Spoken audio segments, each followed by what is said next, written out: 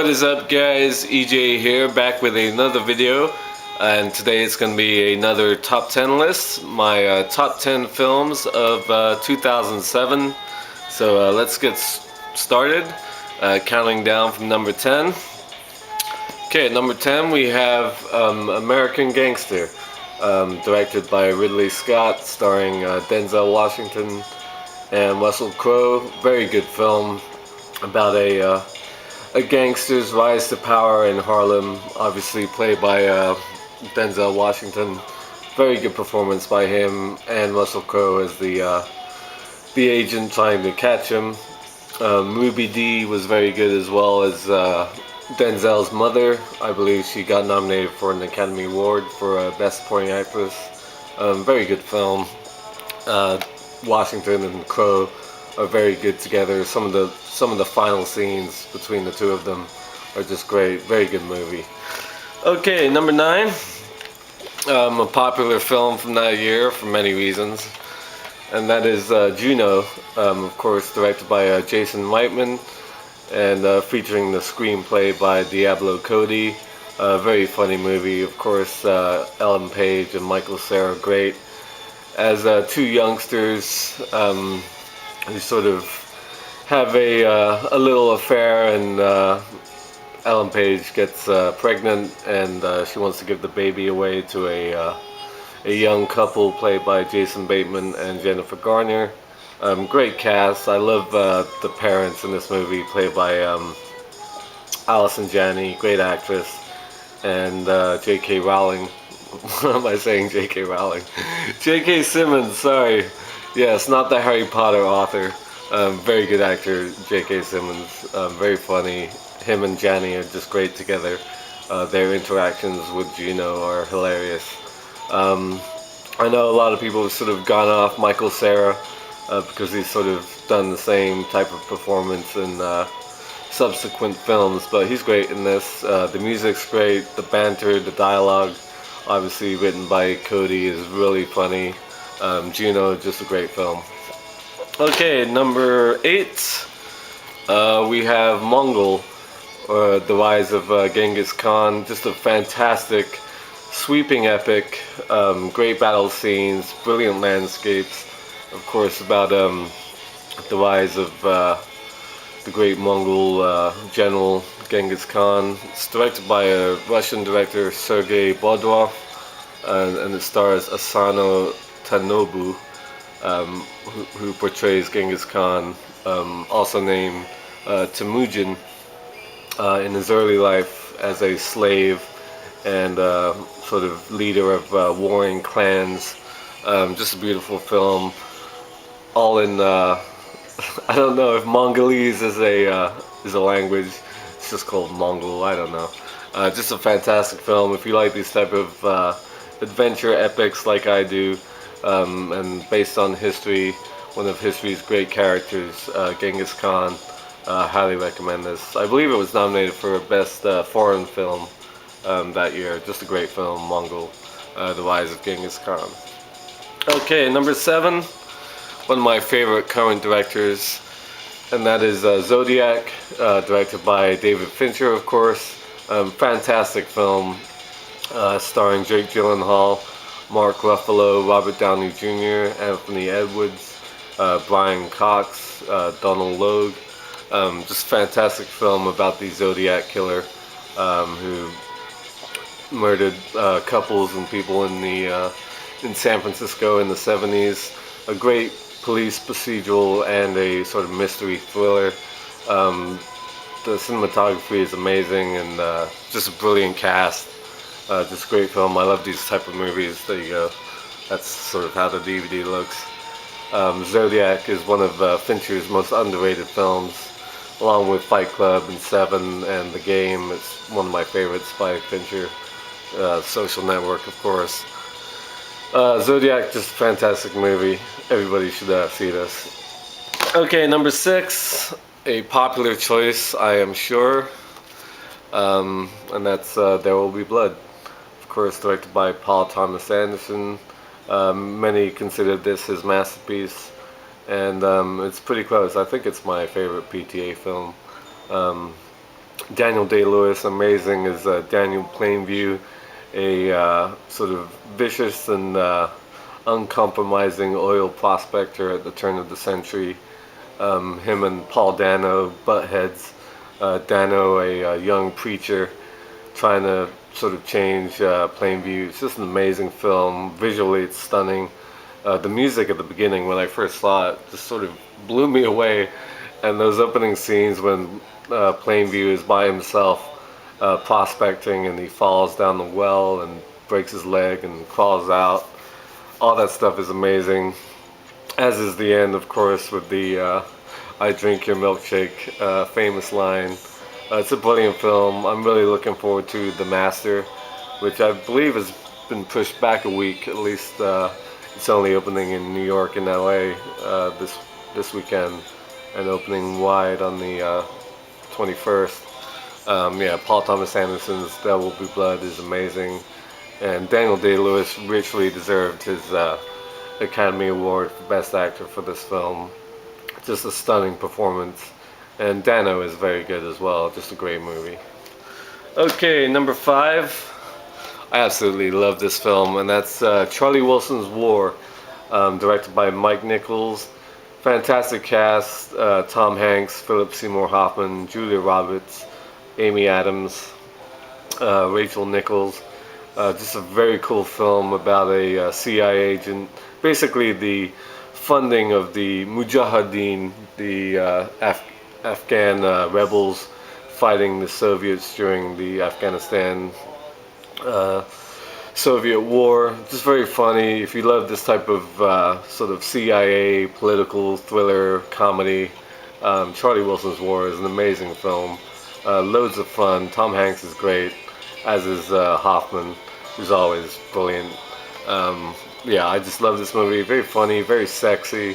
If you like your history, and of course, the CIA funded what would eventually become the Taliban and parts of Al Qaeda, that sort of thing. Very interesting. Yeah, just a cool film, Charlie Wilson's War. Okay, number 4. Humming along now. We have 300. Of course, directed by Zack Snyder, starring Gerard Butler, Lena Headey. Who else is in this? David Wenham and Dominic West. Just absolutely brilliant visual style of this story about 300 Spartan soldiers who fought off the Persian army at the Battle of Thermopylae, a small mountain pass.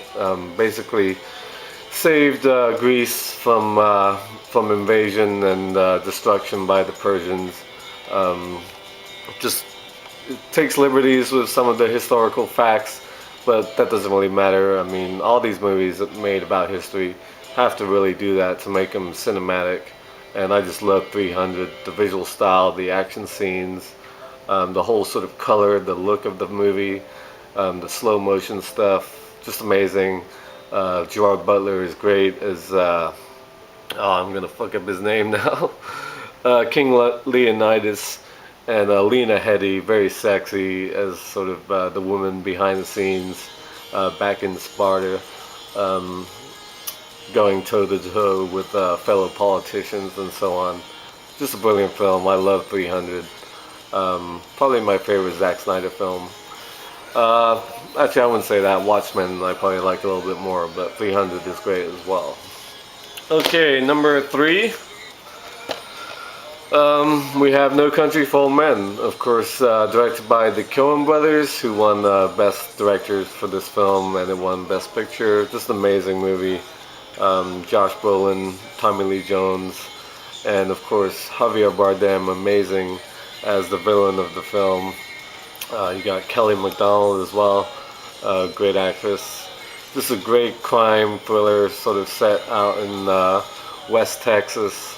Javier Bardem's portrayal of the villain is just amazing. I know a lot of people didn't care for the ending. At first, I was sort of in that boat as well, because it sort of takes place off screen. You only see the aftermath. But thinking about it, after the movie, after I saw it. I thought, yeah, it sort of fits. Um, it was an interesting way to end the movie. Either way, it was still a brilliant film, and I'm not sure if it deserved to win Best Picture. I guess it was the best choice. I'm not sure what else was nominated that year. I know one, which I'm going to talk about next, and you can hear the music for it at the moment. I like more than this movie, but it was still a great film and one of the Coen brothers' best, that's for sure. Okay, number 2, we have Into the Wild, directed by Sean Penn and starring Emile Hirsch.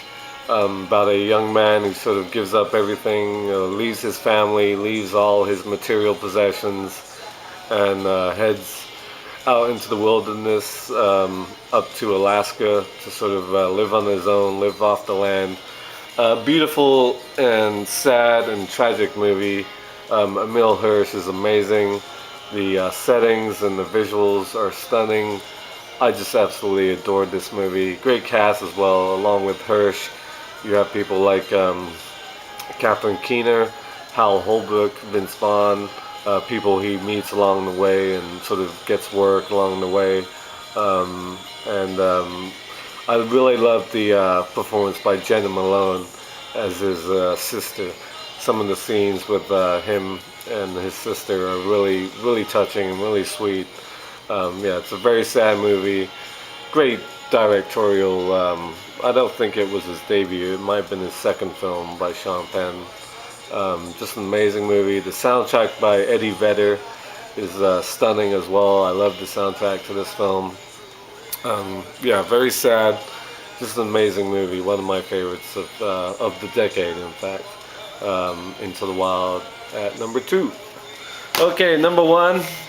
I've talked about it quite a bit recently, and it's a controversial choice, and that is Pirates of the Caribbean at World's End. Of course, directed by Gore Verbinski, who did the, I know he did at least the first 3 Pirates films. I'm not sure if he did the 4th one. This is my favorite Pirates film. I love the first one, don't get me wrong, and the second one's okay, but I absolutely adored this when I first saw it. Some of the visuals and the scenes in this movie really blew me away.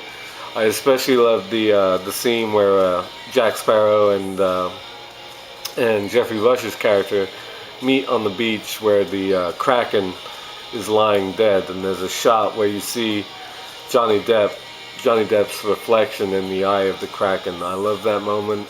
The scene where they rock the boat back and forth and flip it back over from the underworld, Davy Jones' locker, into the regular world. That scene is amazing, and music during that scene is great as well. I love that moment. And the final scene with the battle with the maelstrom, that was just amazing, absolutely stunning. Some of the speeches, I loved Keira Knightley's battle speech before that. And I don't understand why so many people have a problem with this film. It's got some great scenes, especially also when Jack Sparrow emerges from Davy Jones' locker, and the little crabs all pop up and carry the boat to the beach. There's just so many great scenes in this movie, stuff that I hadn't seen before in films, and that's what I really look for when I talk about great movies. I want to see stuff that I haven't seen before, and this film had loads of that. I know some people have problems with, I guess, the Chow Yun-fat character and those scenes, and even Keith Richards as Sparrow's father. I don't get those complaints at all.